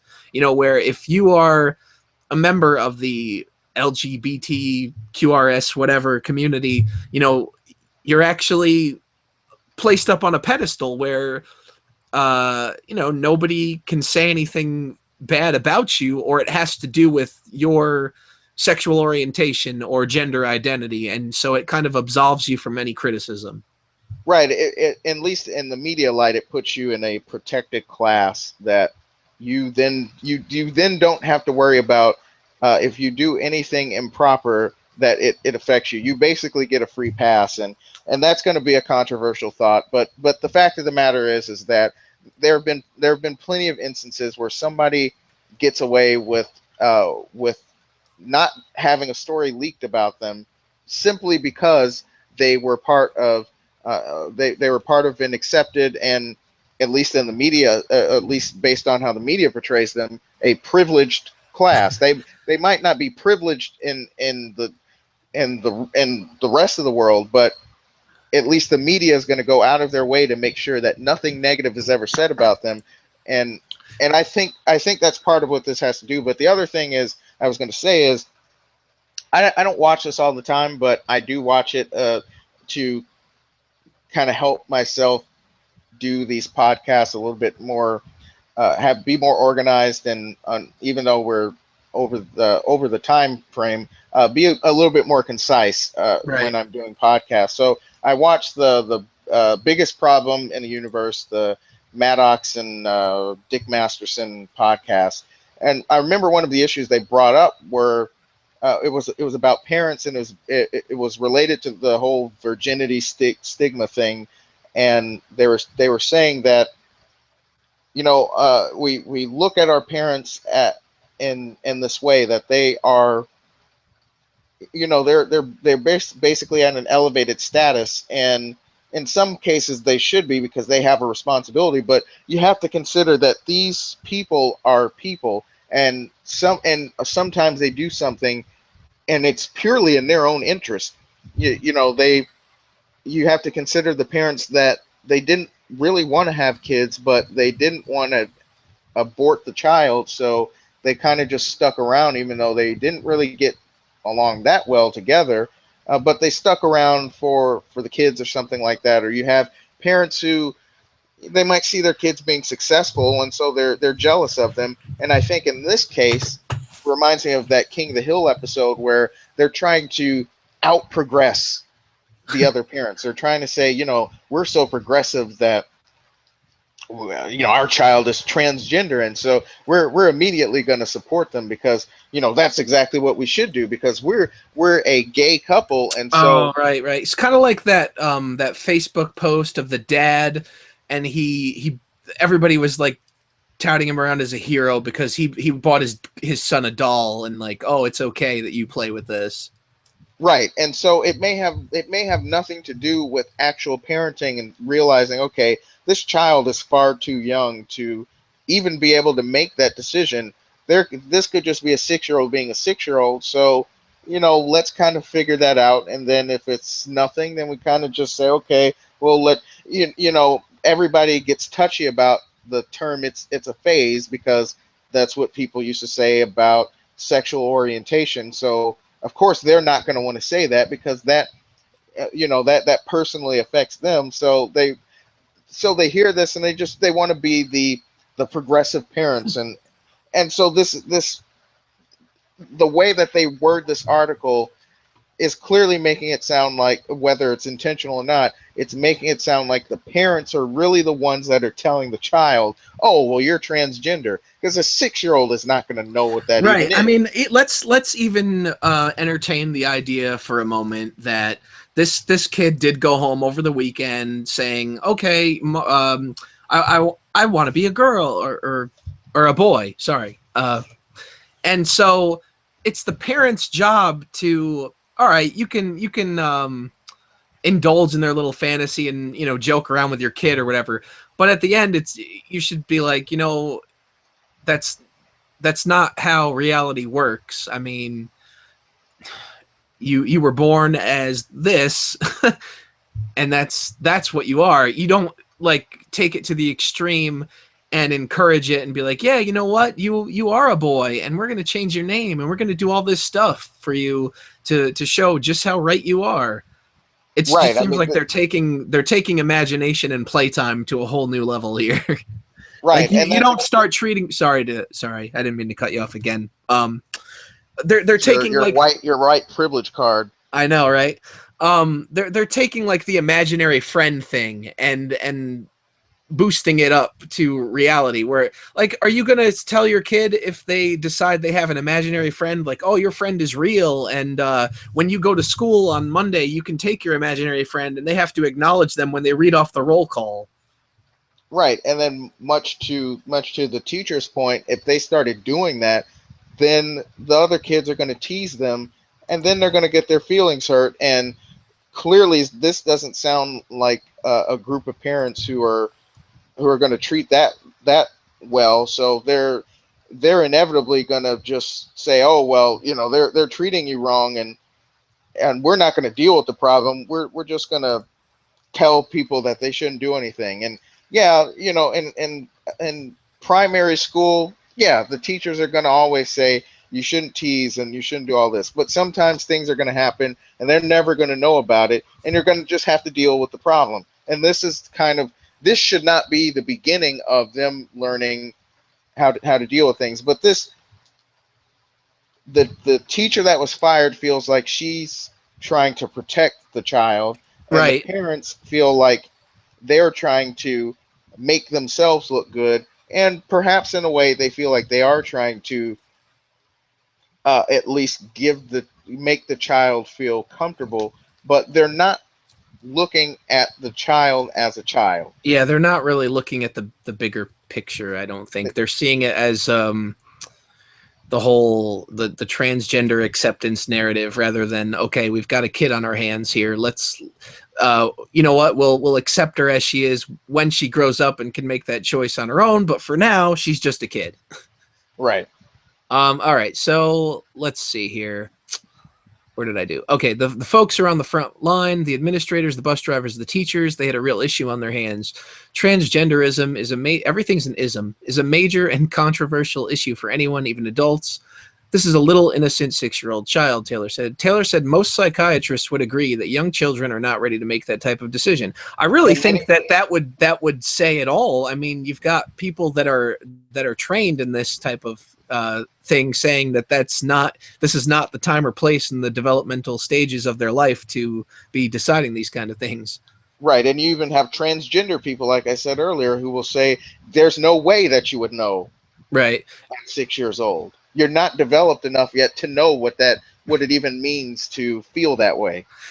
At that age, they are still trying to decide what kind of ice cream and what kind of breakfast cereal they enjoy, and their opinions about things change, not only on a daily basis, but on an hourly basis, the attorney said. To inflict upon a little 6-year-old girl the heavy decision of her sexual identity is nothing short of child abuse. Taylor said his client has paid the price for standing her ground in defense of all the children at Children's Lighthouse. Can you imagine the reaction of a couple dozen 6-year-olds when they learn that Sally is all of a sudden a Johnny? They may think this is a cruel game of opposite day. And are we going to have little girls running into boys' restrooms and little boys running into girls' restrooms? He said the issue has gotten out of control, and he has filed a complaint with the EEOC. It's time for people of faith to stand up and just say no to the LGBT's insistence on pushing their agenda to the exclusion of the civil rights of everyone else involved. We believe in equal rights and dignity for all. We do not agree with creating special rights where those rights are elevated and everyone else's rights are not respected. You can't pick and choose which child you are going to respect because dignity is owed to all. I know a lot of people right off the bat will disagree with the whole people of faith thing, and they'll say, okay, this is just one more way religious people can hate on the LGBT movement and whatnot. And while their wording here of insistence on pushing their agenda seems a little tired, there is some truth in what they're saying. I think. I mean, it's not fair to confuse every other child in the school to entertain these parents and their idea of what they think this kid is, or what it sounds like they're imposing on their child at this rate. Right. And yeah, I mean, you hear it a lot, but I think the reason it probably sounds tired is, once again, it goes to it's one of those people are saying that, and it's those people who that nobody likes at Yeah, all. And you have this group, and everybody likes them, which is then creating exactly what they're talking about. It's giving them the free pass, and so yeah, now, that's the thing. Nobody would even want to consider that somebody's doing something like pushing an agenda, and that they're part of the LGBT community. Nobody wants to accept that, because then to me, it's kind of painting it in a negative light. But not well, to everything me, that they do is correct. right, but it feels like it's very much like how, there's backlash for this now, but it feels like it's essentially the same premise behind white guilt. It's, oh, our ancestor did so many horrible things that we have to we have to allow these people to have an elevated status. And the problem in that case is they don't get the elevated status at all. Right. But in this case, it does feel like they are, and it feels like you can't say that they're doing anything wrong. Right. And especially people that express the fact that they come from a religious background especially can't say anything, because then the argument defaults to, well, your religion is garbage, and you and your sky fairy can take your repressed ideas and go away. But that's not really what, I don't feel like that's what's happening here. These people have a legitimate defense. They're trying to look out for the best interest of the child and the children at the school overall. Right. And and and as you said, you have standards. You have psychologists who would not agree that this is the right time to make that decision. So while it is a tired narrative, it does really sound like something like somebody's imposing something on everybody else, and they have to deal with it, and we have In to. spite of any kind of even medical fact. Right, and we have to accept what they do. But if somebody else were to go and say, if somebody were to go and say, well, I'm transracial, that we're probably not at a point where that would get the kind of elevated status, especially if it was a black kid saying, well, I'm white and now my name is something else. That would be controversial to the very people that see that this teacher is in the wrong. So Yeah, you you can't. I mean, you can't. cut At out. some point, you right. You're gonna just, everything's just gonna be. It's gonna be exactly what you think you want, but it's gonna be more than what you bargained for. Because instead of people saying, okay, let's, like that last part of his statement says, let's treat everybody with dignity. It's more let me have the spotlight, and it's always and it boils down to the same thing as the white guilt. We didn't have it before, and we were harmed, so now we should have it. Let's see. The rest of this is pretty short. A daycare spokesman told Channel 2 the women were fired for other reasons unrelated to the transgender child. Naturally, termination report provided by Kirksey says that she failed to follow company policy, using cell phone in presence of children, gossiping, inappropriate conversation with parent. But another line in the report that is scratched through, they couldn't afford the whiteout. They just crossed it out. It says Kirksey did not follow instructions when requested by parents and management to call a transgender child by child's new name. The spokesman says the teachers and their attorneys are misrepresenting the facts of the case. It's unfortunate that a student in a private matter is being broadcast to the world, and it's clear that someone else's agenda is at play here. And I don't even know who that person is that they cited. Yeah, I was just trying to figure that out. Did they even mention that name anywhere else in here? No, it didn't. No. So here's the other problem with it that I don't think people would know unless they know Houston politics. There was a recent Houston ordinance, or there was a ordinance that was being put to vote, because what happened is, I believe initially the city council just passed the ordinance, and then people objected to it and said, well, you told us something. So these cities, at least from what I've seen in Texas, have this concept of they've been doing these ordinance called like the, I don't remember exactly what they're called, but it's like the uh, almost like an equal rights ordinance, or protect. I don't remember exactly what it's called, but it's basically where they, and it's such a waste of time and resources. It's basically saying, well, we recognize same-sex couples, and we recognize transgender uh, individuals. So it's a city ordinance, and I think at best it's telling businesses that or organizations that if they want to operate in the city of Houston, that they have to. But that and I think it also included domestic partnership. But that's a meaningless and it's a complete waste of resources to do that. One, somebody can easily argue that it's not constitutional, and that's why it ended up being put to a vote. They tried to have it go through just the city council enacting it, and then people objected, and they put it to a vote, which they then voted it down. And what they also included in that election was being able to, I believe it was allowing transgender people to use different restrooms, and Right. people voted that down. And it's funny because they bring that up in this article, that, well, then everybody's going to be using different bathrooms, and nobody will know what to do.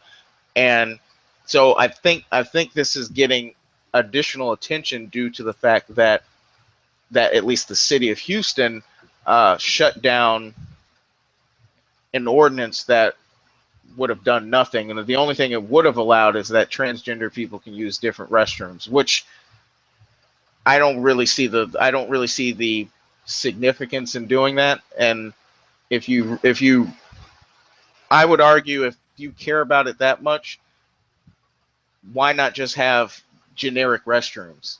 That to me makes more sense than trying to say, well, why I'm even gender it at this point? Right.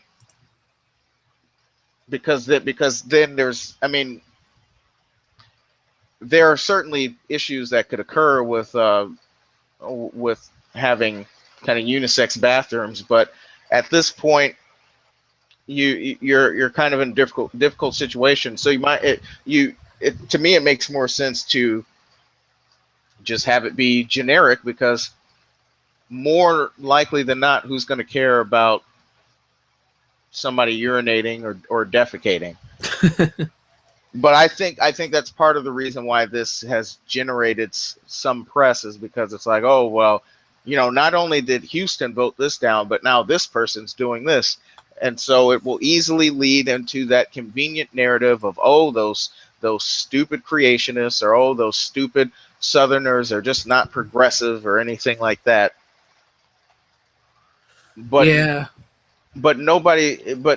Nobody in these articles is really just they're not sitting down and thinking about the individual. And that's something that you talk about in your channel all the time, that you look at the individual and you don't focus on the label. You try to look at the person as an individual, but that seems to be extremely difficult for people to do. They don't want to look at it as it's this person, or in this case these parents. They just want to see that, oh, every transgender person is being oppressed right now. Right. So no matter what they do, they're at the shit end of the stick, which is just not accurate to reality. I mean, you can identify as whatever you want, but it doesn't mean you're not a bad person or a stupid person.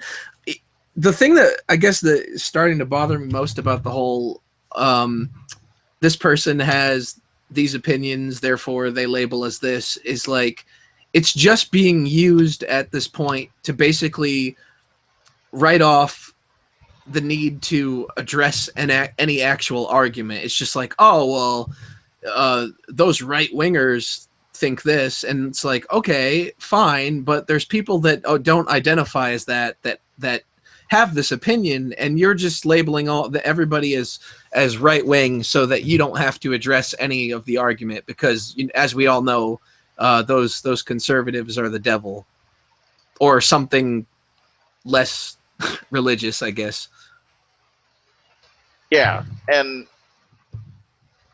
while I have a difference of opinion on a lot of these things, I will say that if I'm just looking at it as, if you want to create this type of environment, you're not doing a good job of it, because what you're doing now is you're alienating everybody else, because you can't because you now are trying to make it you're trying to make it a power struggle.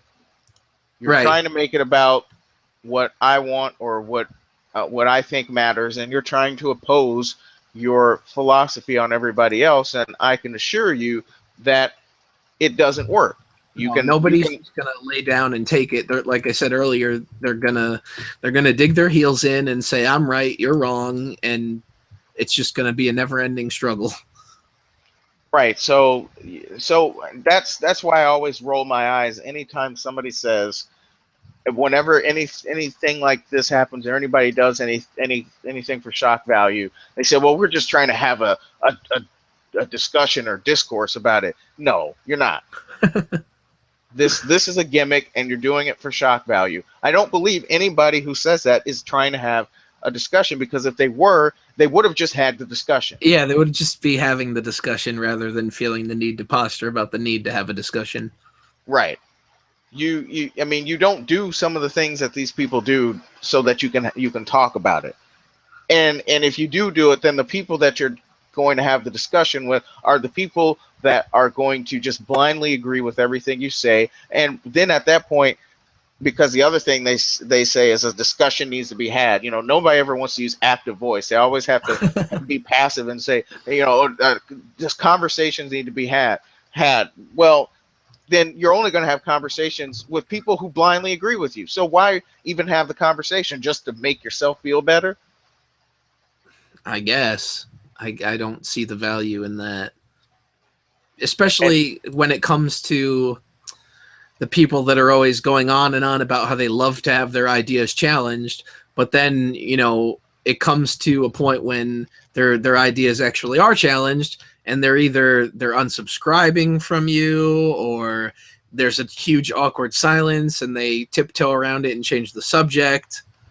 And it's like, well, where is the discussion that we were supposed to have? And this whole idea that you love to have your ideas challenged, I'm not seeing it. I'm not saying that necessarily that nobody likes having their ideas challenged, but for a lot of people, it is actually difficult to put into practice. I mean, hell, sometimes I find it annoying. right, and I think when people say that, they're deluding themselves anyway. Like, there's a guy I saw on one of your videos who was like, I constantly go to see if anybody can challenge MGTOW and provide Oh an yeah. argument, but you know, all this does is it reinforces it. Well, no, it doesn't reinforce anything about it. You're going somewhere under the auspices of I'm going to challenge my opinion, and what you unwittingly do is you just confirm your own bias. So you just say, oh well, yeah, you know, nothing can ever be challenged. So nobody's ever really trying to be challenged. You just go there and you try to find something that makes you feel like this is right. And to be honest, there's no need really. Like, no one person's position is so significant enough to where Oh, it just really needs to be so heavily backed up. You mean you don't matter. You are one out of 7 billion.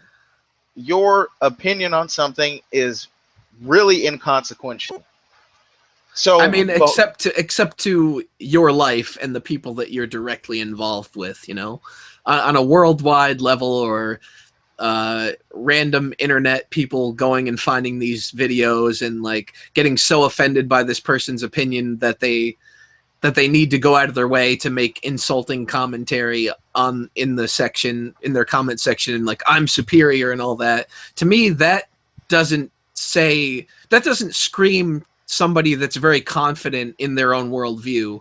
That says to me like they're insecure about it and they feel insulted by some random stranger they don't even know, so they feel the need to write a 6-page diatribe about why they're better than this person.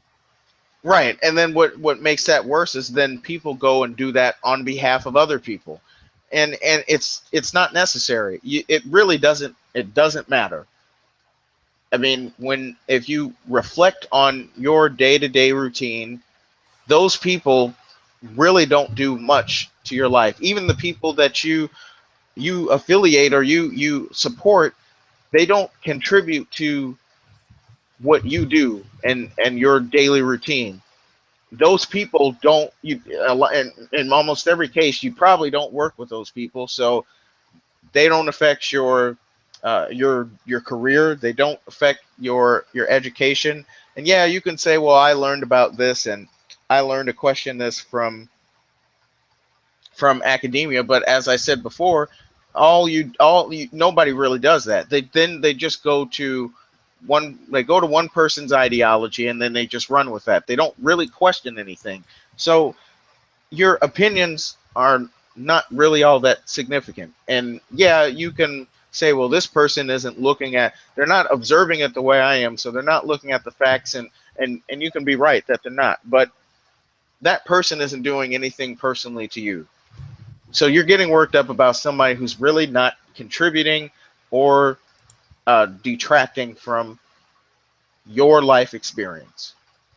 So at some point, you know, it's really makes more sense to take a step back and say, okay, you know, at some point, if we're going down this line, it's just not worth it to waste all of these cycles getting so concerned over whatever's happening, you know, whatever's going on, whatever I just saw. It's not important. You know, like you know, I've been joking about the whole race realism thing throughout this thing, but I don't know those people. I don't see them, and they don't affect anything really that happens to me. Yes, you can argue that racism is a larger issue, and that a lot of people are doing it. But even if it is, the only racism that directly affects me is usually at the hands of an individual. So yes, it can be true that a group of people might see me as inferior simply because of the color of my skin, but probably only one person is going to have an effect. So if I'm interviewing for a job and that person is a race realist, okay, that person is going to have a direct impact on what happens. But at the same time, if I don't get the job, I don't get the job. I go on, I move on to something else, dislike and move on. Yeah, I mean that's the thing, that I think a lot of these social justice people are missing, and even on the opposite side of things, it's like Yeah, I mean, some of these people have some really stupid opinions, and they'll say some insensitive things to others or treat them in a certain way because of their skin color or whatever you want to say. But at the end of the day, it's usually not a person that can significantly affect your life. Like if somebody calls you a name and they're insulting you based on your race, you could just look at this person and be like, all right, the source here is obviously not somebody of high intelligence, so it really doesn't benefit me in any way to take them seriously and kind of give them the benefit of making me feel bad about who I am and what I do. I know it's not always that easy, and there are situations where it's not that simple to avoid, but on some level you kind of have to get to a point where it's like you're not going to be able to change how another person thinks or the way they're going to treat you or think about the group you're part of, so you kind of have to make your own way through that. Right, and I think that's a It's a shame. I don't agree with it, but it's kind of the unfortunate side effect of reality and the way that people are dicks, and we kind of just have to pick and choose who we deal with and pick and choose our battles and how we go about winning them. right. People are not going to like you for a lot of reasons. People are automatically going to discredit me because of religious beliefs. Right. It's going to happen, but I don't really care because well, as I would say, those people don't sign my check and they're not paying my bills. So they can think whatever they want. And on the same token, somebody's gonna not like me, as much as they don't want to admit it. Somebody's not gonna see me as a male, and they're not gonna like me because I'm a male, and they're not gonna want to give me something. They're gonna want to give it to somebody else who just because that person's a woman. And I don't necessarily mean just a feminist who's in a position to make that decision. There have been cases where somebody asked me to give some names of people who were looking for a job, and I knew some people who I didn't even like them, but Right. I knew that they were out of a job, and I wanted to give them one. So I said, well, I know this person. I've done work with him, so I trust his reputation in the sense that if he has work, you know, you'll get it. I didn't much like the person. I didn't much like that person either. But uh, at least he had. If he had work, if he said he had work, he had work. And if he gave you the work, then that meant you were getting the work and you're going to get paid for it. So I give this guy. I tell him to contact the other guy, and then I asked the other guy later. Whatever happened with that job. Oh well, they hired somebody, and it was like, well, okay, who they hire? They hired some girl. Oh, okay. Um, well, what do they look for? Come to find out, these guys were hiring for somebody, even though they said they wanted to hire a professional. They were just hiring a girl so that they could basically, ogle her all day. They just wanted to check her out all day, and so, I sarcastically said, well, I guess whatever makes them happy or something. And he's like, and, like, this is why I think this guy's an idiot. But he's like, oh, yeah, that they're real happy. And he gives me this stupid smiley face. And I'm just like, why is that funny? Like, you passed over a qualified person so you can have somebody that you think you can grope. You might not be able to do anything with that girl because she doesn't want it. And if you do, that's harassment, and then you can be dealing with lawyers. Oh man. But at the end of the day,